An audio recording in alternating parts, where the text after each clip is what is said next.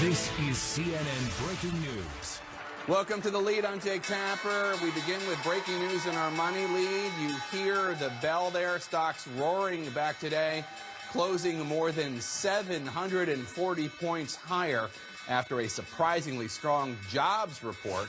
CNN's Allison Kozik is live for us at the stock exchange. And Allison, are there signs that this might continue? You can expect volatility to really become the norm. You know, Wall Street needed some good news today, and today it got a trifecta. China taking steps to stimulate its economy. That December jobs report that blew away expectations. Just on those headlines, we saw the market rally. But then Fed Chief Jay Powell, having a panel discussion with a couple of his predecessors, said the magic words. The central bank will be patient with raising interest rates. Bam! Stocks rocketed higher, and you see them closing now. The Dow up 743 points. You know, the Fed has been one of those issues that's rattled the market. The market has been concerned that the Fed has been raising rates too quickly. A couple of interesting moments in this panel discussion. One of them, Powell was asked if there's been any direct communication between the White House and him. We all know President Trump had been looking around to see if he had the authority to fire Powell. Powell said there has been no communication. He also said if Trump asks him to resign, Powell said he won't. Jake? Allison Kozik at Wall Street for us. Thanks so much. Now the politics lead, and the headline, no deal. President Trump today told Democratic congressional leaders that the federal government shutdown, currently about to enter its third week, could potentially last, quote, months or even years. The president met with congressional leaders for the second time today, and they appear just as dug in as ever before. Democrats say, open the government now, Mr. President. The president insisting, not unless you give me $5 billion for my border wall. Determined to have the last word, President Trump gave a lengthy, somewhat rambling press conference in the Rose Garden this afternoon where he asserted he may not need Congress at all to get funding for his border wall, saying he's considering doing it by declaring a national emergency. We can call a national emergency because of the security of our country, absolutely. No, we can do it. I haven't done it. I may do it. I may do it. But we can call a national emergency and build it very quickly. House Speaker Nancy Pelosi described the meeting at the White House as contentious and said the only progress made was that they've eliminated some possible ways to solve the standoff. Meanwhile, more than 800,000 federal employees continue to be either furloughed without pay or they're being forced to work without pay. CNN's Abby Phillip leads off our coverage from the White House. We recognize on the Democratic side little progress and threats that the now 2-week-old government shutdown could last much longer. You said in the meeting, this is him quoting you, I just want to check, that the shutdown could go on for months or even a year or longer. Did you say that? And I did. Is that your assessment of where we are? Absolutely, I said that. I don't think it will, but I am prepared. I'm very proud of doing what I'm doing. President Trump challenging Democrats. We need border security. Agree to a deal on border security, or he might take extreme measures. Have you considered using emergency powers to grant yourself authorities to build this wall without congressional approval? And second, yes, on I have. Mexico, you have. Yes, I have. And I can do it if I want. So you don't need congressional approval to build the wall? No, we can use them. Absolutely. We can call a national emergency because of the security of our country. Absolutely. No, we can do it. I haven't done it. I may do it. I may do it. But we can call a national emergency. And Democrats insisting the government needs to be open before they'll even consider a compromise. It's very hard to see how progress will be made unless they open up the government. While not giving ground, the president says it could come down to this weekend. We're going to be meeting. I've designated a group, and we're going to be meeting over the weekend, that group, to determine what we're going to do about the border. Adding, we had a very, very productive meeting, and I think we've come a long way. Democrats also hinting hope is not gone. we made some progress. Well, there will be meetings this weekend, the president said, led by Vice President Mike Pence and several other White House officials. But it does seem that both sides are still exactly where they stood 2 weeks ago now. And that could be why President Trump seemed to have very little to say to the 800,000 federal workers who are staring down the possibility of no pay for the foreseeable future. Jake. All right, Abby Phillip at the White House for us. Thanks so much. And today the president said he might declare a national emergency in order to get wall funding. Let's talk about this and the other issues related to the shutdown with my panel. Is that the right way to do it, an emergency, declaring a national emergency? I don't think that exercising like extreme measures of executive power is a great idea, just in general. And, you know, I think he made an argument that, look, if Obama could do this on DACA, even though he said he couldn't, then I should be able to do this. And I would say, no, that is not the right path, because if you really can't do it, you really shouldn't do it. And look, and I know there are powers in the presidency, I get it. Continue trying to make a deal. He made this promise to his voters. I know that they're in a stalemate. If they want this to end, Democrats are probably going to have to give him a little something that feels like a win, that he can call a win, and then it will end. Yeah, do you agree? So here's the biggest challenge, and I do want to get to the this national emergency issue, to declaring a national emergency. But my fundamental problem with this is not going to be a win, period. The president's campaign promise was to build a wall and to have who pay for it? Mexico. Exactly. And so at some point you have to acknowledge that you getting 50% of what you promised a lot of voters who voted for you for this particular issue. This is not a win, period. You're making those same voters pay for this. I know some of them have started a GoFundMe or whatever to help support that, and, you know, more power to them. But at some point, he's got to acknowledge that this was not the campaign promise, and there's revisionist history, surprise, surprise, from this administration on what that campaign promise was. On the national emergencies piece, I promise this is my last point. The national emergencies piece, there have been limitations placed and codified for this very reason that were signed into law by Gerald Ford. So if there are limitations on what a national emergency even is, like, let's just start there and just stop. Full stop. So let me ask you this, because President Trump is already trying to do the spin that this deal, the new trade deal, which has yet to be ratified by Congress, but if it goes through, that will ultimately be Mexico paying for the wall.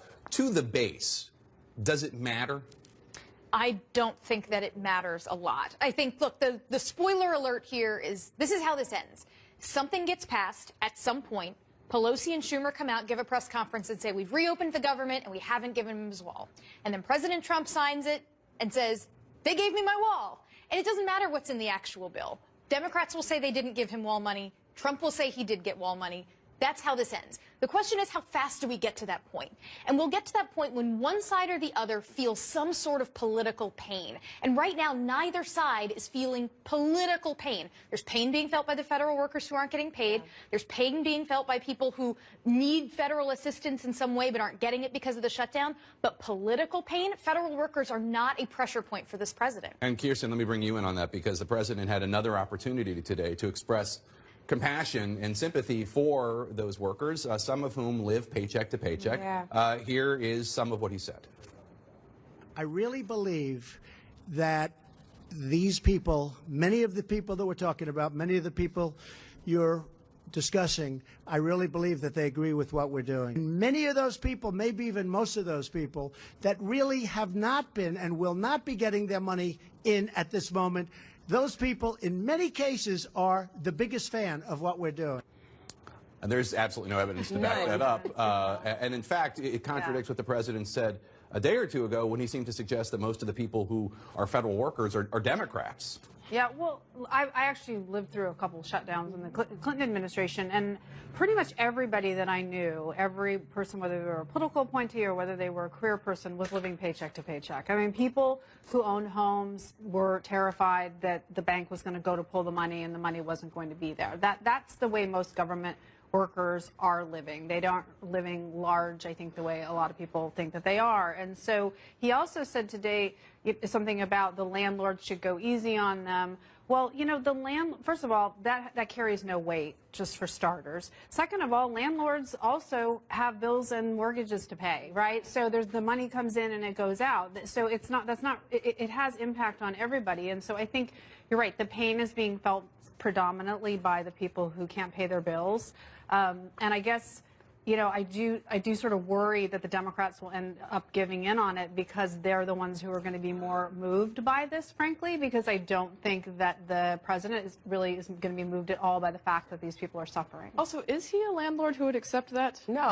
Absolutely. As a man who deals in real estate. But yeah, look, I think the issue is that, yes, federal workers and this part of the argument is not a pressure point on him, and won't become one. Democrats, I think you're right, are more likely to be the ones who feel that pressure, but he took the pressure off of them quite conveniently by saying, I'll take the rap for this. So that's, I think, why it might last longer than it otherwise has in the past. He shifted his tone on that, though, and now he's putting it at the feet of Nancy Pelosi, even before she was became Speaker yesterday.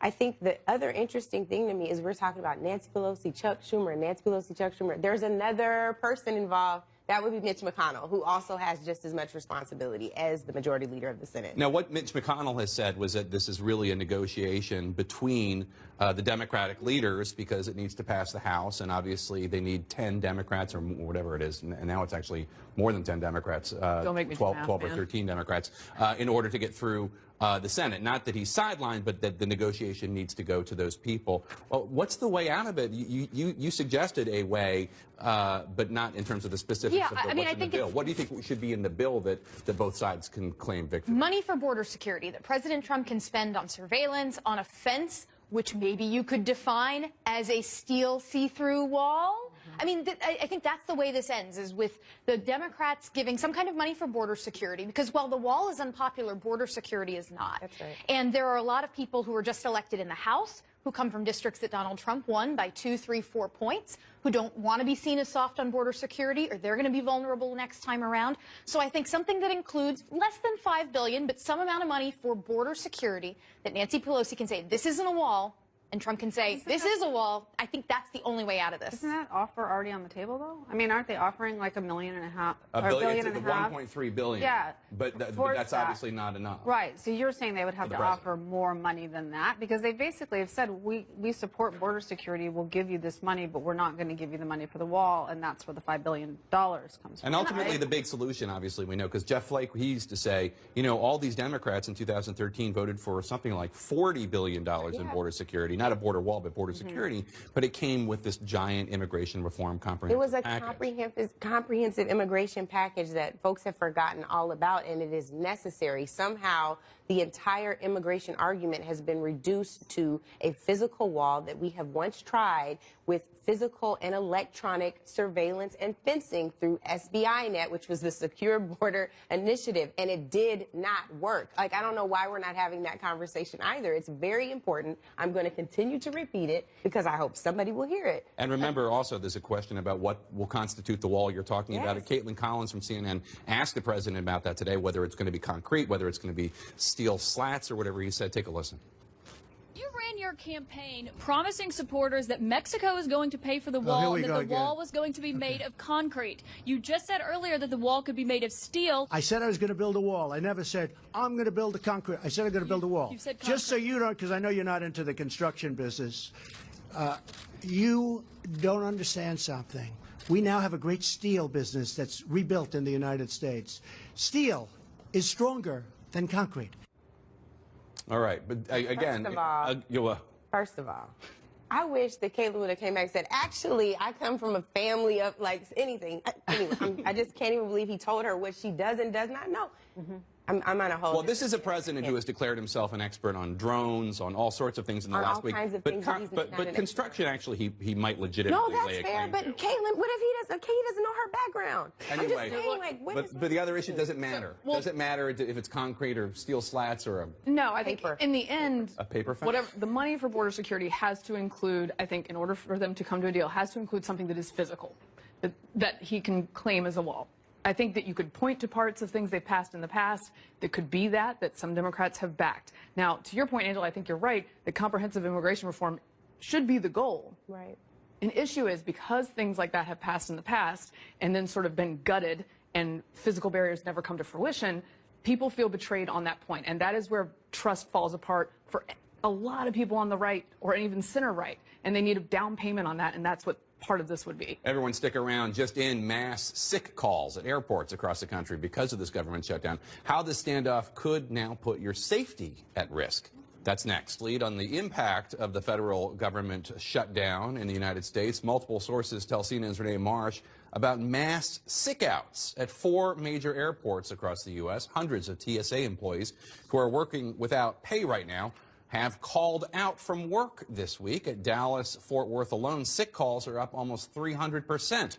according to one source. Many are calling out to work other jobs. Aside from longer lines, some officials say travelers could also see fewer random pat-down checks in security lines. Also, as a result of this shutdown, defections among Republicans on Capitol Hill. House Democrats are making it clear they're not budging, refusing to put border wall funding in a bill to reopen the government. And a handful of House Republicans joined House Speaker Nancy Pelosi's team, and now 2 Senate Republicans seem to be on her side as well. But as CNN's Manu Raji reports, neither side has the numbers needed to force a bill to the president's desk. 2 weeks into the government shutdown, and most lawmakers are digging in, while some are growing impatient and demanding a deal without funding for President Trump's border wall. On the Republican side, Congressman Peter King sent a message to President Trump. Don't pay attention to House conservatives. The president should always be listening to the Freedom Caucus. King joined with 6 House Republicans and House Democrats last night to reopen federal agencies shuttered over Trump's demands for billions for the border wall, but sided with Trump by opposing a separate measure to reopen the Department of Homeland Security. I just thought it was wrong to hold those hundreds of thousands of employees hostage over an issue they have nothing at all to do with. I think the president should negotiate. I think the Democrats should negotiate. In the Senate, Republicans Susan Collins and Cory Gardner, both facing potentially difficult re-election bids in 2020, also expressed their concerns, calling on GOP leaders to allow a vote on legislation reopening the government and let talks over the wall to take place later. But Majority Leader Mitch McConnell says that won't happen without Trump's support. The package presented by the House's new Democratic leaders yesterday can only be seen as a time-wasting act of political posturing. It does not carry the support of the president. Some Democrats also growing impatient with House Speaker Nancy Pelosi's refusal to compromise over the wall. So she should cut a deal, essentially, yes. Even if it... in my opinion, I would let, and I know that there are some people in my party that don't agree, but there are people that are now not working and not getting paid. You're worried that she's digging in too much. Everybody's digging in too much, and you know who doesn't like it, in my opinion? The vast majority of the American public. But in a private meeting today, sources tell CNN that most House Democrats were in no mood to budge, with even some of Pelosi's toughest Democratic critics standing behind her. I completely support the Speaker's position on this. Now, Mitch McConnell returned from the White House to Capitol Hill and told reporters that there would be discussions between White House aides and senior aides to congressional leadership through the weekend. Maybe if they can come closer to a deal, be presented to them by early next week. But at the White House, it was noticeable at that press conference that Mitch McConnell was not there next to House Republican leaders and President Trump. Trump was asked about that. He said, well, Mitch McConnell is busy running the Senate, which is why he wasn't there. But the truth is that the Senate was out of session, Jake, and is going to be out of session until Tuesday. McConnell's aides tell us that they weren't told about that press conference. Otherwise, he and Senator John Thune both would have been there. Jake. All right, Manu Raji on Capitol Hill, thanks so much. Will President Trump listen to those Republicans who are now pushing to reopen the government without a deal on the border wall? We'll talk to a House Republican near heels. So just when and how will the federal government reopen? One man advising President Trump on the shutdown is Republican Congressman Mark Meadows of North Carolina, who chairs the conservative House Freedom Caucus. And joining me now is Congressman Meadows. Congressman, thanks so much for joining us. So Democrats passed a clean funding bill yesterday to reopen the government without the border wall funding. A handful of House Republicans joined them. Now we hear that there are a couple senators, Republican senators, Susan Collins, Cory Gardner, saying that they think the government should be reopened first and then the negotiations over the wall should commence. Is it fair to say that your side is losing the momentum a bit? Well, I don't think so, Jake. It's great to join you. I mean, when you have 7 Republicans out of 199, I don't know that you would classify that as losing momentum on the House side. I do think the other part of that is the question that some of those senators need to answer is, why would opening the government today be any different than the 2 years that it's been open prior to this? You know, we've had a president that's campaigned on this prior to getting elected. We've had 2 years to negotiate, and yet here we are today at an impasse that hopefully can get resolved soon, but opening the government is not an answer to a solution. The president keeps insisting that the American people want the border wall, and they're with him on keeping the government shut down until he gets funding for it. I don't see any polling that supports that. A recent CNN poll found 57% of the public opposed to building a wall along the border with Mexico, 38% in favor. What evidence is there that the majority of the American people think it's worth shutting down the government over this border wall? Well, I think it's the way that you asked the question. There was another poll that was out that suggested that 51% of the country believes that there should be a compromise between 0 and 5.7 billion. And so whether it's a wall or a fence or steel slat barriers, you know, a lot of people can get hung up on, well, it shouldn't be a concrete wall, it should be fencing, or it should be this. But I can tell you 51% of the people that really have weighed in on this believes that a compromise should be there. And really, when you look at Democrats who are suggesting zero money for new border barriers, it's just not a defensible position. And quite frankly, we're talking about a fraction of what we spend. We spend $4 trillion a year. And yet we're talking about $5 billion. That's 1/10 of 1% of the federal budget. Hopefully we can come to some kind of agreement there, Jake.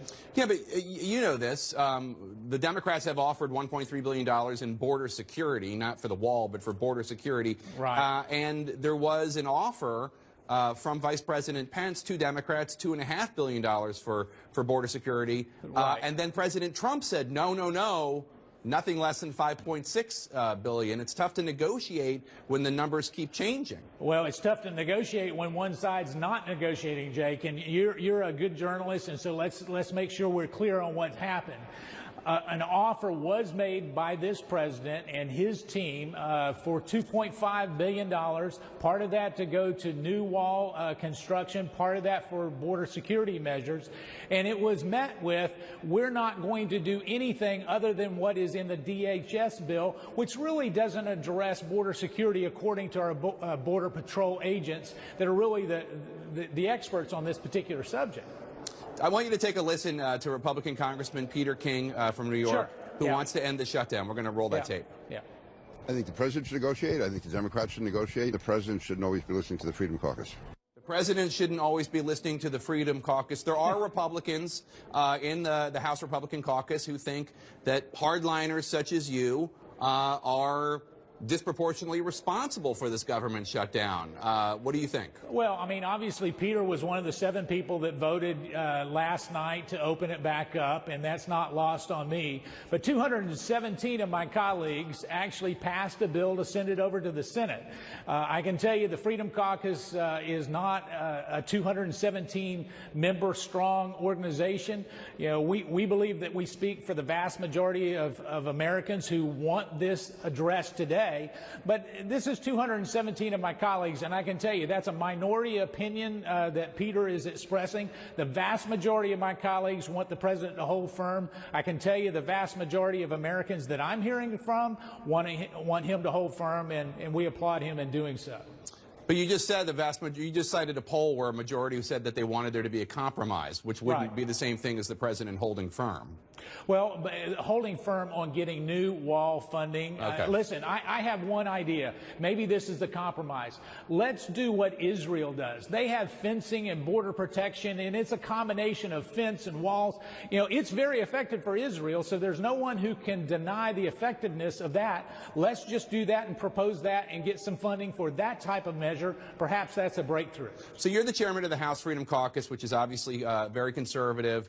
The president was asked today about the federal government using eminent domain to seize and possibly purchase or just take private land from American citizens in order to build this border wall. Take a listen to the president's response.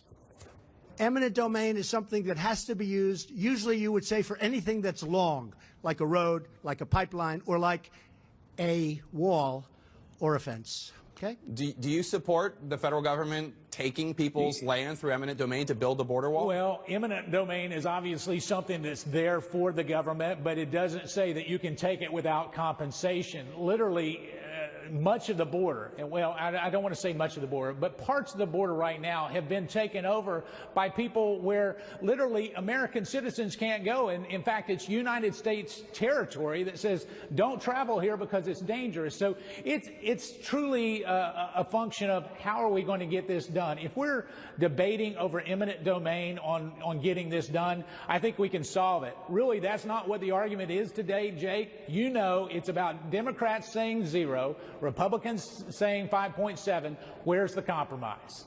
Republican Congressman Mark Meadows of the great state of North Carolina. Thank you, sir, as always. Good to see you. Thank you, Jake. One day into controlling the House, already a dilemma for Democrats after a freshman member drops the Pelosi told him that impeachment is off the table. I said, why don't you use this for impeachment? And Nancy said, we're not looking to impeach you. I said, that's good, Nancy, that's good. But Pelosi's Deputy Chief of Staff, Drew Hamill, responded to the president, writing, quote, Speaker Pelosi made clear that today's meeting was about reopening government, not impeachment, unquote. This is all coming after a viral video from a newly sworn-in member of Congress brought the issue of impeachment front and center. Because we're going to go in there, we're going to impeach the motherfucker. Congresswoman Rashida Tlaib, Democrat from Michigan, celebrating her swearing in last night, and now, as CNN's Jeff Zeleny reports, beyond the Oedipal profanity is the issue of the impeachment that the Democratic base wants and how Democratic leaders will proceed. Some Democrats have been calling for President Trump's impeachment for months. I said he should be impeached, and they said don't use that word. But now they are part of the House majority, making that word carry far more weight and political peril. At a celebration after being sworn in as a new congresswoman from Michigan, Rashida Tlaib renewed her cry for impeachment with the F word. When your son looks at you and says, Mama, look, you won, bullies don't win. And I said, baby, they don't, because we're going to go in there, we're going to impeach the motherfucker. Fallout from that crass expletive echoing around Washington today. From the White House, well, I thought her comments were disgraceful, to the Capitol, highlighting a generational and ideological divide over the wisdom of impeachment. I'm absolutely convinced that impeachment is not dead. But House Judiciary Chairman Jerry Nadler is trying to put the brakes on all this impeachment talk. I don't really like that kind of language, but more to the point, I disagree with what she said. It is too early to talk about that intelligently. It's one of the first and perhaps most consequential tests for Democrats in the new era of divided government. Speaker Nancy Pelosi has repeatedly called impeachment premature, yet she's not ruling it out. We have to wait and see what happens with the Mueller report. We shouldn't be impeaching for a political reason, and we shouldn't avoid impeachment for a political reason. Last month, a CNN poll found 43% of Americans saying Trump should be impeached and removed from office, while half say he shouldn't be. But among Democrats, a whopping 80% favor impeachment, which presents a conundrum for the wide field of potential 2020 presidential candidates.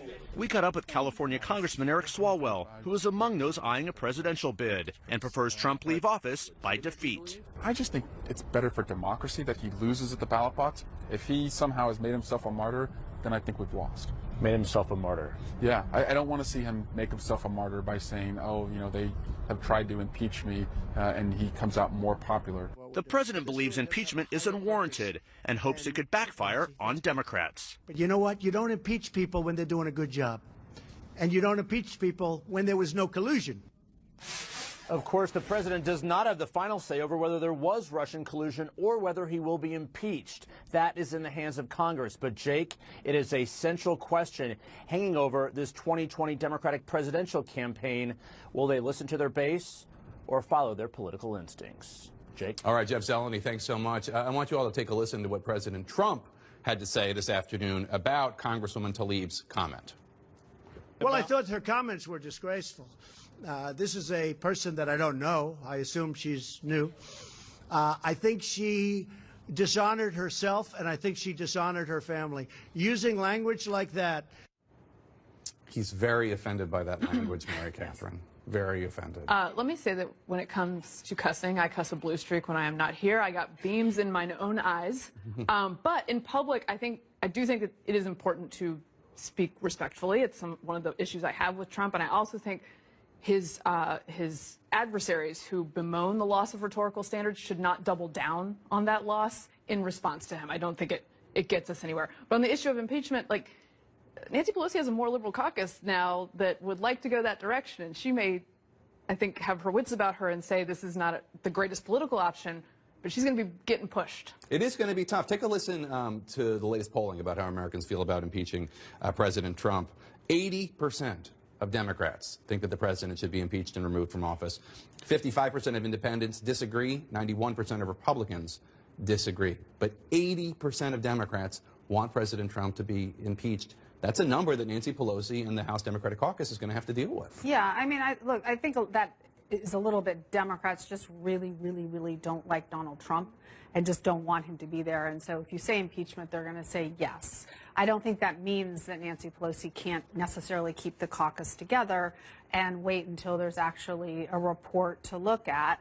But I also just want to say about this kerfuffle over the use of a word that we can't say on TV is, you know, this was said actually at a private party. Somebody recorded it on a cell phone. It wasn't really meant to be out in public. Whereas there's a, you know, a video of Donald Trump speaking at what looks like a campaign rally using the exact same word, and nobody really cared. And I actually, I don't remember that. I don't remember everybody. He used the F word at a rally. The MF word. Oh, MF? Same exact word, yeah. And I don't remember it being quite what this is. And I will say, like, I'm consistent because I actually think the least offensive things that Donald Trump has done is used the MF word. Like, to me, that is literally the least offensive thing he has done. I am far more offended by the way he talks about Muslims or the way he talks to NFL players who are kneeling and the way that he attacks people and the way that he degrades people and the way he bullies people. So there actually is a consistency. You know, the point is, she said this at a campaign private party. Okay. I want to show Democrats clearly divided on the subject of impeachment. House Democrats. Let's take a listen to just two.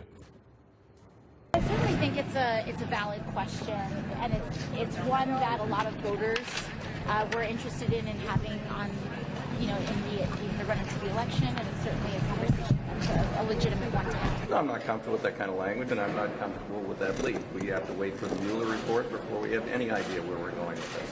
So Congresswoman Ocasio-Cortez, it's a legitimate discussion to have, impeachment. Congressman Peter DeFazio, we have to wait for the Mueller report. And that's the divide right now among the House Democratic Caucus. See, and I don't really see that as a divide. I see her answer as not necessarily a difference from him. I think that there are folks who are eager to get on with the process, to remember that Congressman Green and others introduced articles of impeachment last year. And so there are folks who are like, I have more than a gut feeling where, you know, where you see smoke, there's a huge fire. And I think that's our reality. Yes, it would be ignorant for the Democrats to go before the Mueller investigation is concluded. And I think, moreover, now we have Congressman Cummings, who's very effective at oversight and government reform, who has key oversight authority here, and a number of other Democrats, all the Democrats in the House, have this oversight responsibility of every federal agency. So there may be a lot more. Do I want to wait to see what other mess has been created by this administration?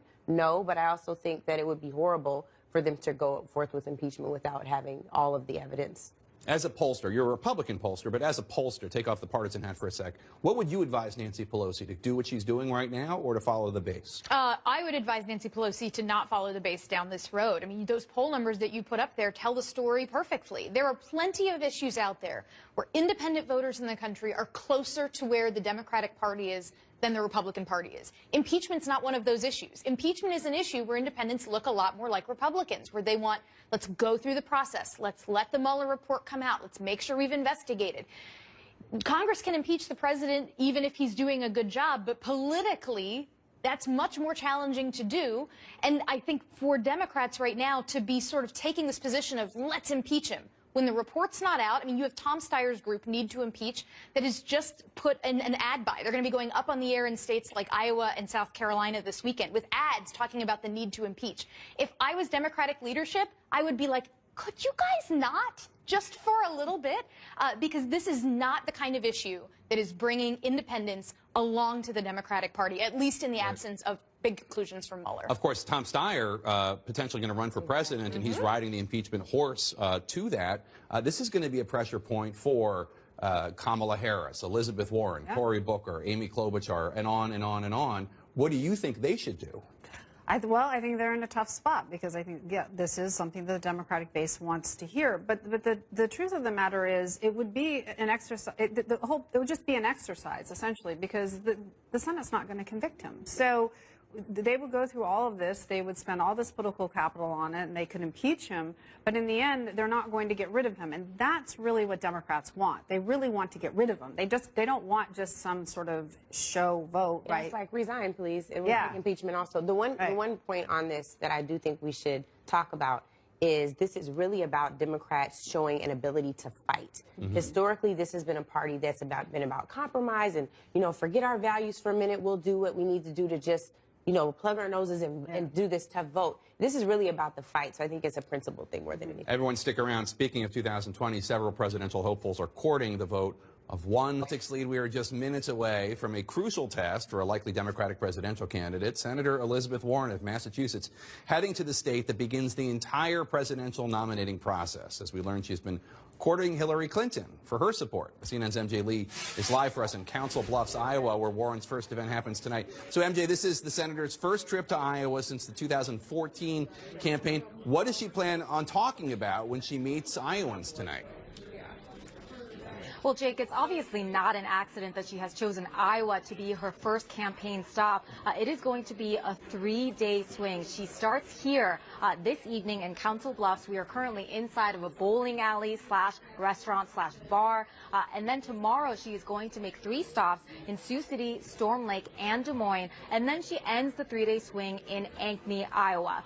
Now, since her announcement on Monday, she's obviously been busy, first of all, with her day job. She was sworn into her new Senate term just yesterday on Capitol Hill, but she's also been pretty active on social media as well. She has been busy tweeting, and she's been pretty active on Instagram, including opening up a bottle of beer while live streaming a conversation with supporters on Instagram Live.